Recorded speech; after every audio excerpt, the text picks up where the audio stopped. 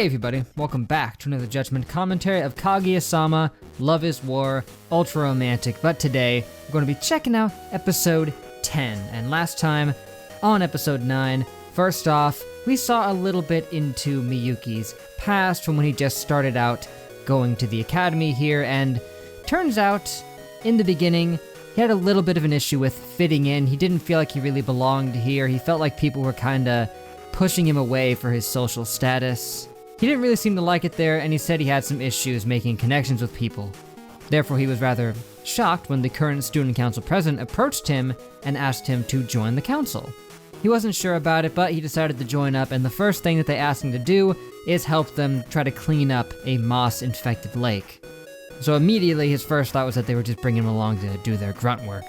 That's not the case, but given his mindset at the time, I can't really fault him too much for thinking that. But then, tragedy struck as a couple of students fell into the lake, and the thing was, friggin' filthy, so leaving him in there for too long would probably not end well. But Miyuki was apprehensive to just dive in and save them because, you know, he can't swim, and then this and that, he was getting all up in his head about it. And in the meantime, Kaguya rushes in, she dives into the lake, and saves them. And Miyuki, man, the dude became infatuated with her instantly, witnessing that.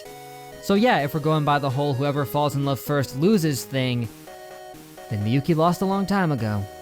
Now Kaguya claimed she wasn't doing it for morally just reasons. She said that she was doing it so that the two of them would owe her a favor down the line, but nah. After that segment, we got to see the return of those two connoisseur dudes from the ramen place. They decided to show up at the cultural. But then after that, we saw the return of those two connoisseur dudes from the ramen place. They decided to show up and have some coffee and tea and stuff. Of course, nothing really important happened with them, just like when we saw them the last time, but there was just an interesting exchange between them and Kaguya. But after that, we got what was probably my favorite segment of the episode, with Ishigami trying to ask Tsubame out on a date. He was having trouble, you know, getting a little in his head about it. You know the drill. But then, Maki, Kashiwagi, and Tsubasa showed up and decided to help him out a bit, give him the support he needed to ask out the girly legs. It was a nice moment, taking the three characters who had previously been known to seek out relationship help from others, showing up and giving some help to Ishigami. I liked it. So, Ishigami waited for the right moment, went up to Tsubame, and asked her out to this haunted house that they were making, and she said yes. She agreed to go with him. So hopefully the two of them can have a good time, and it can give Ishigami the right opportunity to confess his feelings. Or maybe he needs to build up to it a little more. Either way works. Anyway, things are really starting to heat up, so let's head in for episode 10, man. It's quite the act of espionage, stealing a bunch of heart-shaped balloons. Don't know how they pulled that one off. I don't know, maybe Kaguya or Miyuki did it. Like they took them all to use them for their grand master plan or something. Wowzer, so where to begin with this episode? Let me look back through real quick and see. Yeah, that first segment was hilarious as well as incredibly uncomfortable for poor Miko. I would argue what happened verges on sexual harassment. I mean, did you see the framing and cinematography of some of those? I mean, look at this shot right here. Flashbacks. But, sadly, thanks to Kashiwagi and her boyfriend getting a little too amorous in one of the lockers, Miko had to split everybody off, boys down this side, girls down this side, and just completely derailed all that hard work Ishigami tried to put in there. Thanks a lot, you two. After helping him set this up, you go ahead and sabotage it. Should've let him go in first. But oh well, we saw that he managed to salvage it. But then, we got to see a little bit more of Fujiwara's sister, Moeha, who apparently has become infatuated with Miyuki. Kei laid it on a little too thick, apparently. And of course, I expected Fujiwara's attempt to make Miyuki look bad to backfire, and they did. They backfired magnificently. She tried to make him juggle, she tried to make him do a yo-yo thing, she tried to make him use tops or whatever. He failed at none of them, right when she wanted him to. But really, Fujiwara had nothing to worry about. Her crush was not going to get her anywhere with Miyuki, not with where he's at right now. Because even assuming that everything with Kaguya doesn't work out, well, he's heading off to America. And unless Moeha decides to follow him, it ain't happening. But my word, Moeha dodged a bullet. She nearly got a knife between the kidneys there with Kaguya, but in the end she ended up bonding with her strangely over their shared romantic interest in Miyuki. I guess just hearing somebody else say all the same thoughts as her just was refreshing in a way. And then we got this. I wonder how Kay would react if I told her I slept with her big brother. That's a little messed up. Just as like a prank? Jeez. I agree, bit of a psychopath. I mean, that's hardly the most psychopathic thing I've ever heard, but not a cool thing you want to say to somebody. I don't know how Kay would react. I mean, I'm sure she would maybe present herself a little aloof about it because she tends to do that, but on the inside, I think she might be gearing up to find a knife like Kaguya. Possibly. Although realistically, you'd think she'd know that she was BSing her about that. But it's all hypothetical. But lastly, we got Ishigami's big moment with Tsubame. He managed to win that giant heart-shaped cookie and gave it to her as a gift.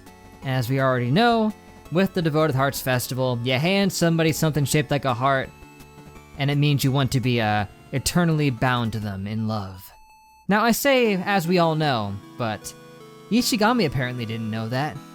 But I love what he was thinking when he gave it to her. He says right here, it seemed like she wanted this, so good thing I was able to win it, which is just so sweet and wholesome and sincere, you know? Just, I can't help but point that out. Of course, the only reason he was able to make such a smooth gesture is because he didn't realize what it would imply, but it changes nothing.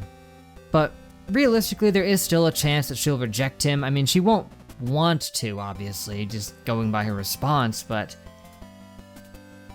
the response itself doesn't necessarily mean she's interested wholeheartedly, but she's not interested, as it would seem.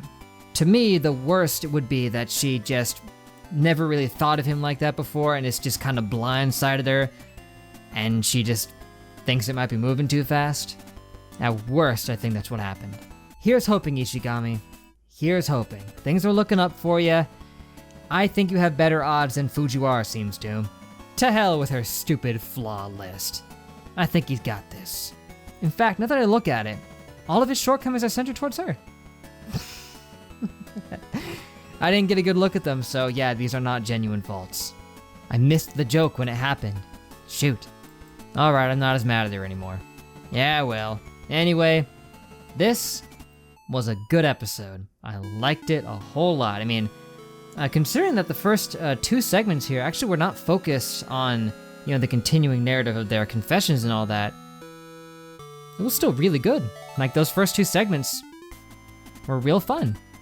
A little uncomfortable in the first one, but still, it was still hilarious. The second one was really funny too. Fujiwara freaking out is usually a good time, and it absolutely turned the whole thing about her trying to help him be good at things he's bad at thing completely on its head. Complete opposite. In the third segment, gonna be real hyped for Ishigami. I'm rooting for you just as much as Miyuki is because, as he was saying, yeah, his confession rides on his being successful. Hypothetically, I mean, unless Miyuki or Kaguya confesses before Ishigami does, because then at that point, his confession would rely on theirs being successful. If any of theirs were to fail, then none of them would work because of the whole you have to be there for your hurt friend thing. But anyway, I think that's enough rambling for one afternoon, so thank you for watching. Make sure to leave a like and a comment if you enjoyed, subscribe to be updated on more. You know how it is. Next time, we check out episode 11, and that's pretty much the penultimate episode right there, because 12 and 13 are just one big episode. We're so close, man, on the precipice to seeing the grand finale of Season 3. We will see, but genuinely, hope you guys enjoyed the video, and I hope to catch you next time. But till then, I will see you guys later!